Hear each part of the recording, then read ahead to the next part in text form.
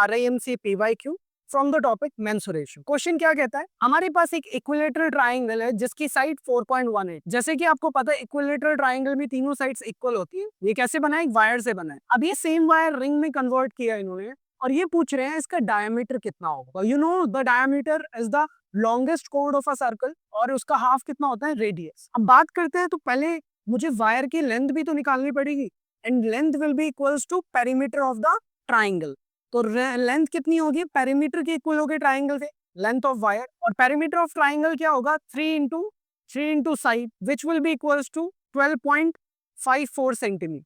This will be the length of the wire. Now you know that कि अगर ये length of the wire है तो same wire को सरकमफेरेंस, सर्कल में आपने कन्वर्ट किया, उसे बेंड किया सर्कल की फॉर्म में। सो सर्कल का पेरीमीटर क्या होता है, circumference. So this 12.54 will be equals to the circumference which is the perimeter of a circle. अब सरकमफेरेंस क्या होता है, 2πr is equals to 12.54 centimeter.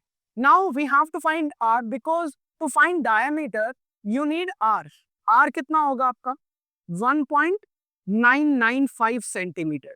By solving, when you will solve this thing, you will get r is equals to 1.995 centimeter. Now as you know, diameter is twice of radius. Twice of radius, which means that it will be 3.99 centimeter. The diameter will be 3.99 centimeter. So the main thing was कि ये wire को आपको imagine करना था कि triangle बना same wire से, तो उसकी अगर आप इस वायर को स्ट्रेट करते हो तो वो कितनी सेंटीमीटर की है, 12.5। फिर उसी सेम वायर को आपने एक सर्कुलर फॉर्म दे दिया, सर्कुलर शेप दे दिया, रिंग शेप।